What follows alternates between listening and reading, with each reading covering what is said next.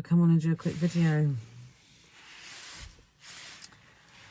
I tell you what, I have never been so miserable, stressed. Is life really worth living at the moment? No, it's not. I think there's better places to be honest. Anyway, I'm trying to be happy. I'm trying to be positive. I'm trying. Very trying. But everything's just going wrong and it's building up and up and up and up. And I'm only this far from blowing a gasket. We got into place carers. Why did we get carers in place? If you're new to my channel, by the way, and this is the first random video you've come on, my mother's got dementia. I was diagnosed with breast cancer. I'm the sole carer for my mother. And yeah, things are hard. So we got carers in place. They started on Monday. It's now Thursday. And have I had a relatively stress-free few days? Have I? Hell.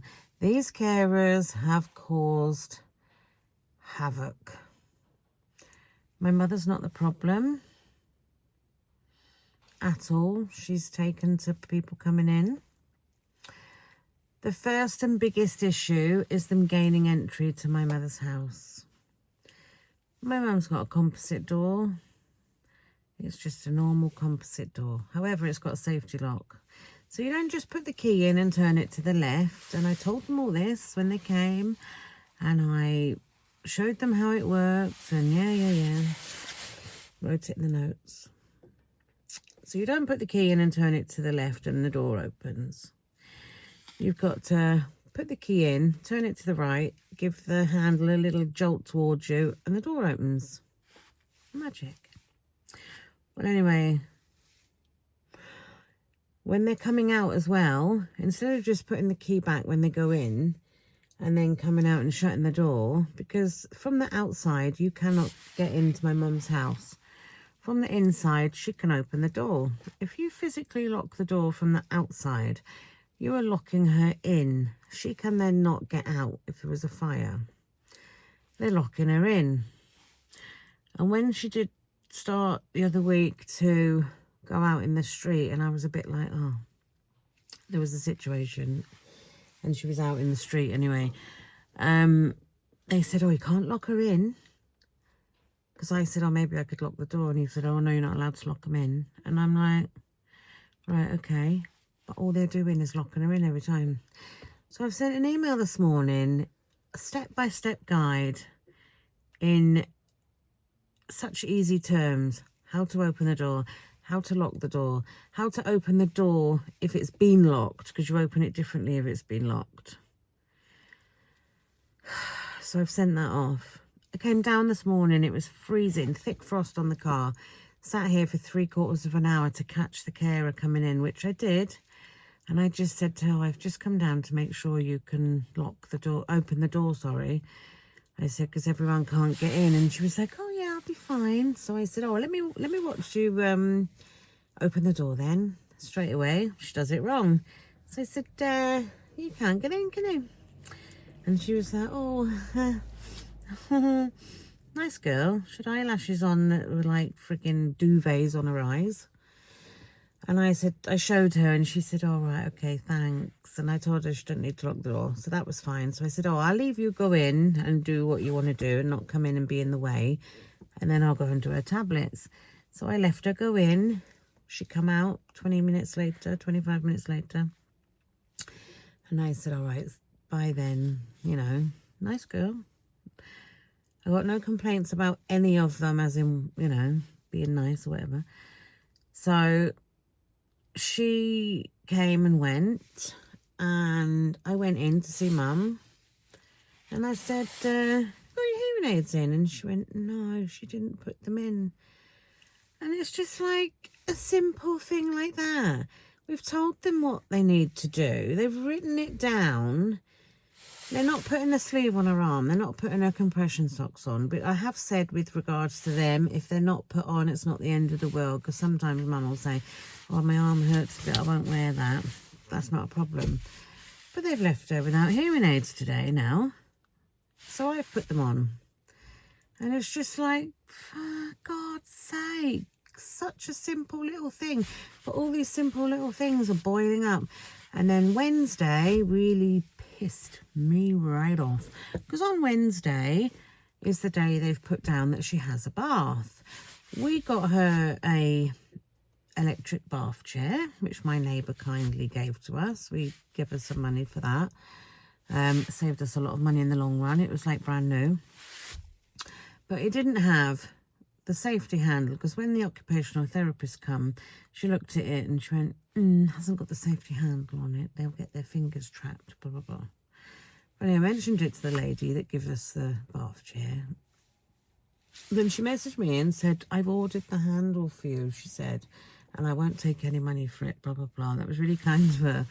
And she ordered it. But when it come, right, it's literally a long piece of plastic like that with a hook on it, and all you do is hook this long piece of plastic on the moulded handle that's on the bath, and all it does is stop the flap on the chair, because when the chair goes up and down, there's a flap either side that goes down and goes up, and it just stops the flap getting stuck underneath the handle. That's all it is. So I made sure that was all fitted in time for Wednesday so they could do a bath. And then I thought, Wednesday, I'd sneak on the camera and have a look. I told them we've got cameras. They're not recording, but they're for me to check on my mother. So I went on the camera and I could hear her going on about the bath, saying about, oh, you haven't got a bath, have you? And bath it. And I thought to myself, hang on a minute. I don't move very fast. I got in my car, whizzed down here. I went in and she was like, Mum was halfway up the stairs and she was at the bottom. Oh, hello. And I said, hi. I said, what's the problem about the bath? And she said, oh, she hasn't got a bath, has she? And I said, yeah. She said, oh, I only saw a shower. And I said, well, go in a bit further and you'll see the bath. Oh, she said, it took me 10 minutes to get in. Again, they can't operate the lock. So she'd already used 10 minutes of her time that was there. Mum was on the stairs looking at me all worried, going, you bath me. She was going, you bath me. She was going, please. So in a very nice way, I said to the woman, I'll bath my mother today then, shall I? Oh, is that all right? I bet she thought, oh, nice, easy, cool. So I ended up bathing my mother to save the bloody hassle. And I've said in my email that I ended up bathing my mother. I wrote on the notes in the book they've got there that I bathed my mother, and I'm not happy. It shouldn't be taking them 10 minutes to get in a door that I've told them how to open. And it's just like, freaking hell, I want to scream. And I just feel like I've got no time to do anything. I had a shower and washed my hair this morning, right? I literally had half an hour before I had to take my son to work. I'd been down here nearly an hour and a half. I'd gone home, done a couple of things. Then I just had a really quick shower and dried my hair. I got no makeup on. I'm just existing at the moment. I'm trying to be good every day on my diet. And then stress gets me and then I'm like, and I just eat shit. I'm trying to be good. I'm trying to be a good mother, and the kids are playing up, they're getting detention, and and I've emailed the school. The headmistress didn't come back to me, so I sent her a stinking email telling her not to bloody ignore me, and she come back and said it wasn't intentional. I felt like saying, yeah, of course it wasn't. Just everything's getting on top of me, and I think to myself, oh, for God's sake. it would be easier to get a full-time job and go to work than everyone hassling me constantly. Last night, they went in to put her to bed. I was down at the little Tesco getting some bits because Dexter wanted some bits to take to school. It was like, what time was it? It was about 8:45. Get a phone call. Oh, hi, this is so-and-so from so-and-so care company. I said, all right, hi. She said, oh, yeah, so-and-so's at your mum's door. We think she's got a key on the other side because we can't get in. I said, she has not got a key on the other side. You just can't open the door. So I said, get the girl to ring me and I'll tell her exactly how to open the door. So she went, oh, okay, thanks. Sorry to bother you. I said, no problem. So anyway, the same girl rang me back and she said, oh, don't worry, she's managed to get in now. So I said, oh, okay. They get 15 minutes of time. My mother gets 15 minutes at night time, which is full time, 15 minutes. And probably about 8 of those minutes she tried to get in the door. Then I thought, right, I stopped on the way back, stopped outside my mum's house, and I went on the camera to look. She's in bed, so I thought I'll ring her, make sure she's all right. Ring her all the time. Couldn't hear her phone ringing, but I could vaguely hear it in the background. So I was just like, oh, for God's sake. Dexter with me, so I said, Dexter, go in and get a bloody phone. Then he had got the key stuck in the door because they'd obviously locked her in again. So he went in and got her phone. It was downstairs. So I've emailed them and said, is it possible that whoever puts her to bed can make sure she has her phone, because her phone is her lifeline. My mother has a house phone. She would not know what to do to use it. She would not have the capacity to pick up the house phone, find a number on it and ring it. She just can't use the house phone. So she's got a really easy dementia phone. It's got a picture of me on it. She presses that picture, it rings me. So she didn't have a phone. So if there was a problem upstairs, she wouldn't have had anyone to ring or that. Sometimes I wish she didn't have a phone because she rings me all the time, but it's just all these little things and it's just like boiling and irritating me, and it's like one more little thing and it's going to tip me over the edge. It is going to tip me over the edge. So I'm not coming down here tonight. I'm going to see if they can get in. And if they can't get in, they ring me. If they ring me and say they can't get in, I'm going to hit the roof. The only other thing we can do is get a locksmith to change the barrel to put a completely bog standard open and close lock on her door.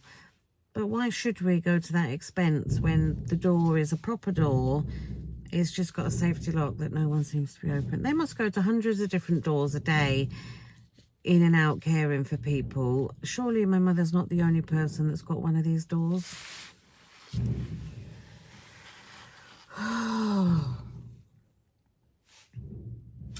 Anyway, and I've bitten all my nails off because I'm stressed. I'm here now. I've made my mother, I've got my mother a bunch of flowers because her flowers are looking a bit dead, so I've replaced them. So I'm going to go and do that. I've made her a croissant with ham and cheese in it, so I'm going to give her that. And then I'm going to wait for this man to turn up because he's coming between 1 and 2. This is an unnecessary call. They have bastardized the front of my mother's house. I don't know if you can see it. Hang on. Oh. That there is a handle that they've put on. They came out, social services organised it. They came out, the guy knocked the door. I said, oh, hiya. Same guy that put the handle on in the bathroom, no problem. And he said, oh, I can do all this from outside. You don't need to come out. So I said, oh, all right, no problem. So I said, oh, are you just going to go, or do you need me to come out again or that? He said, no, I'll put it on and go. So I said, great. All right then. Ta-da. Went upstairs to sort my mother out. Can't remember what we were doing. Went upstairs. Come down. and he'd well gone. So I said, oh, have a look. Have a look at the handle. Have a go of it. As soon as I opened the door, I was like, you've got to be joking me. Look at this. I'll put up 3 pictures here showing you what he's done. 1, he's put it far too close to the edge. 2, the reason he's put it far too close to the edge is the reason the brick has broken. He's sheared off a chunk of the brick by fitting it like a dick. And then he has thought it would be a good idea to use some gluey, silicone, see-through shit and stick the piece of brick back on like a 2-year-old. And it looks horrendous. The bottom of the handle is right through where the crack is, so that's not giving you any confidence that it's stable. My mother's like, oh, I don't want to touch that now, it might fall off. So she doesn't want to use it, and I get that. My mother's very house proud. She doesn't like anything being out of place, anything being wrong. And I thought she was going to kick off to holy hell and back when she saw it. But to be fair, she just went, oh dear. So I got on to them. And the thing that's annoyed me the most is he didn't have the decency to knock the door and say, I'm really sorry, I've split the brick. I'll get it sorted though. So-and-so will be back in contact with you, you know, blah, blah, blah. He just pissed off and left it like that. It's absolutely shocking. It's shoddy. It looks a mess. It's the first thing you see when you go up to the door. And it's just like, and he hasn't even put the screws in properly at the bottom. They're on an angle and sticking out. They're not flush. To be honest, I could have done a better job myself. So I'm waiting for a man, an assessor, to come out and have a look at what he's done. Thing is, I don't know what they think they're going to do. You can't just take a brick out of a house and put another brick on. It's going to have to be somehow taken off, and the handle's going to have to be moved, but then there's going to be holes all in the wall. It's not even well, it is technically my house in the end, isn't it? But as long as she doesn't go into care and they rob the house off her, but you know what I mean? And they've ruined that. It looks a mess. But, yeah. And then tomorrow I've got to look forward to taking out 2 of my mum's friends for lunch and my mum.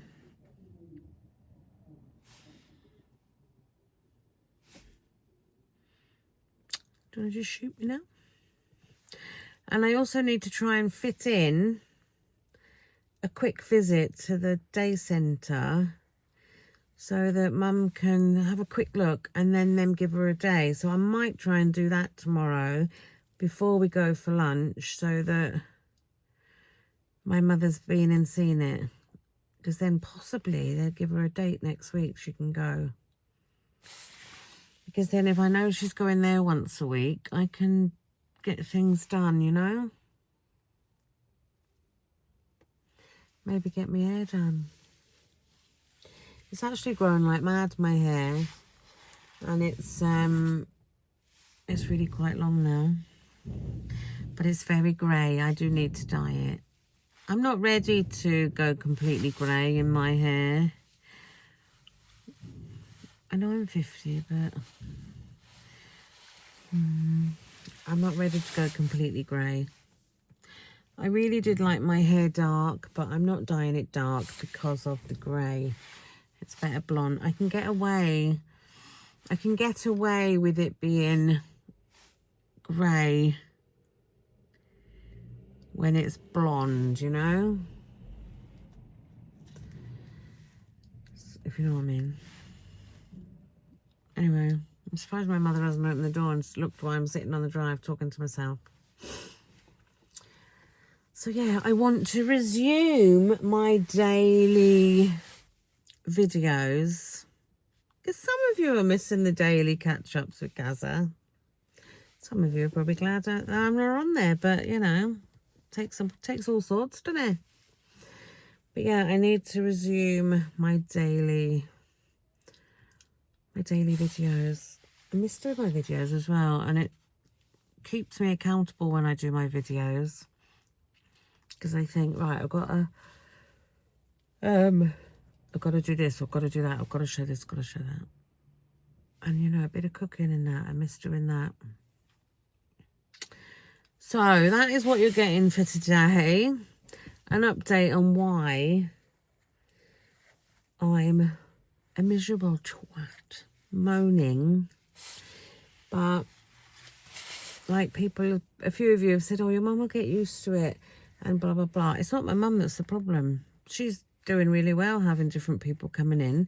She's like, oh, who's coming today? And I'm like, oh, I don't know. And I have a look and I tell her who's coming. And I was there when the woman came on Wednesday and mum was fine. So she's doing really well. It's just the fact that it's not running smoothly, and I know it's new, and I know there's teething problems, and I know this and I know that, and I know it all right, I know it all. But the fact that I have been down here more than ever, when the whole point of it was that I would get time to myself, I would get time to get on and do my own life, I would get time to sort my house out, because it's getting to be messy because I'm not there to do it, you know? Like, and I know you're probably saying, well, you've got kids, get them to help out. They should be doing this, that and the other. But, you know, it's all well and good saying that. But, anyway, well, I've put 22 minutes I've been talking for. 22 minutes. Right, I'm going to go. I'm going to go and give my mother her lunch. Wait for this man to come. Go to Tesco's. Buy the biggest cream cake to face plant tonight. I think maybe I should go down to Nisa and get some of them eclairs I go on about. But I haven't eaten anything today yet. I haven't eaten anything. And I'm going in to feed my mother, but not myself. And I just think, oh, how my life was so different a few years ago. And it's just totally been taken over and consumed by other people.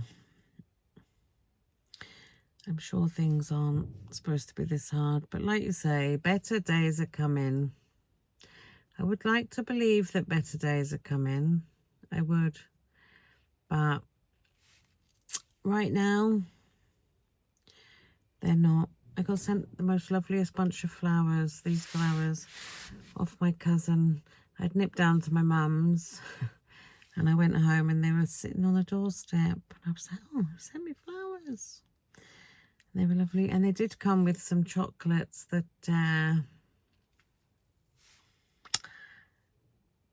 I've nearly eaten all. It came with a 1 layer of Swiss chocolates, and I have just bought a couple up for my mum to have. But I've had the rest. So when I said I haven't eaten anything today, I lied. I've eaten chocolates.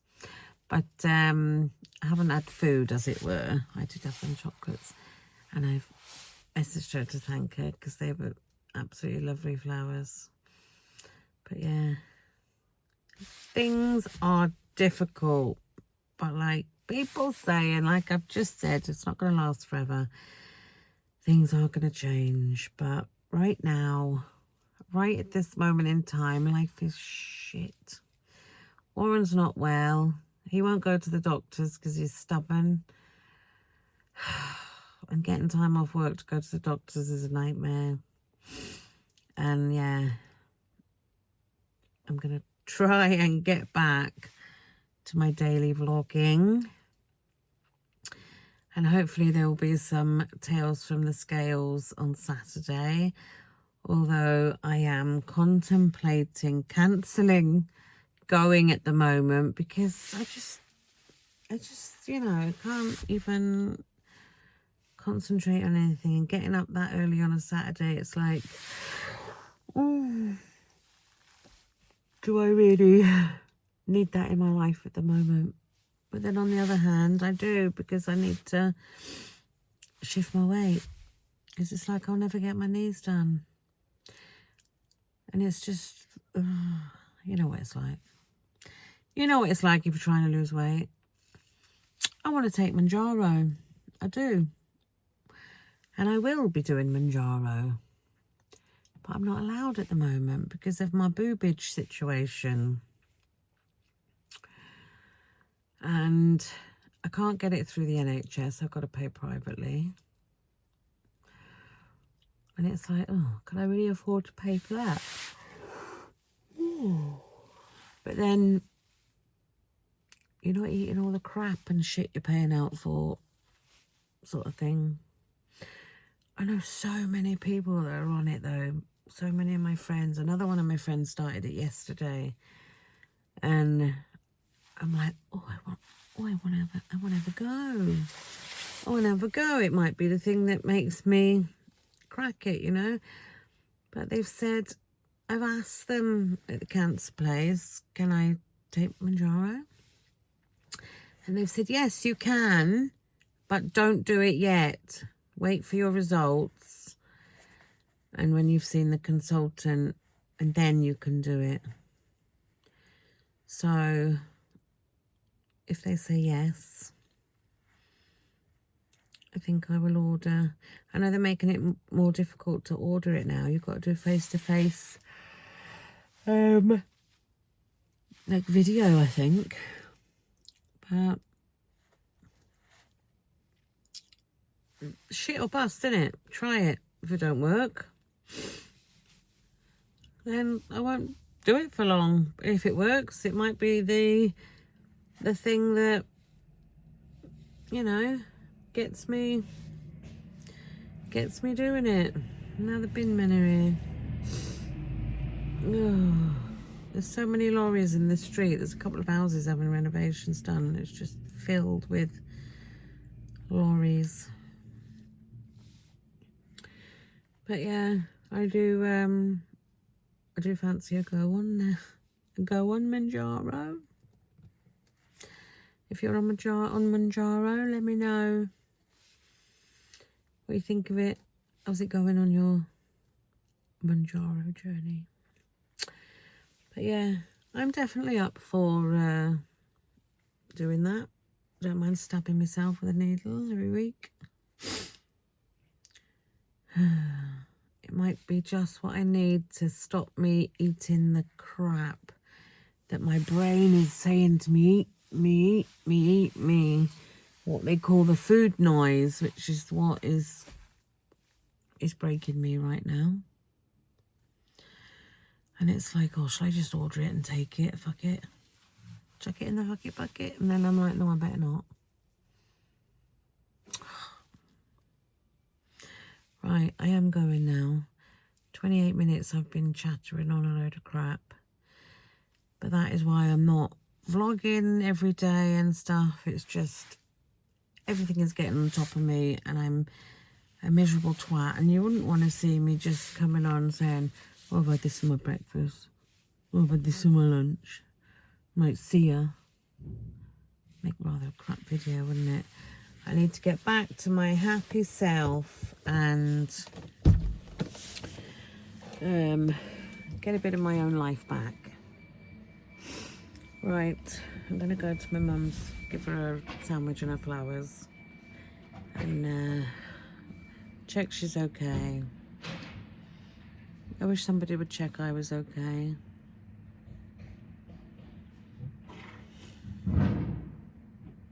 But I am for now. Right, see you on the next one, guys, which will be very, very soon because I need to resume normality. But thanks for listening to me moaning on, and yeah, bye.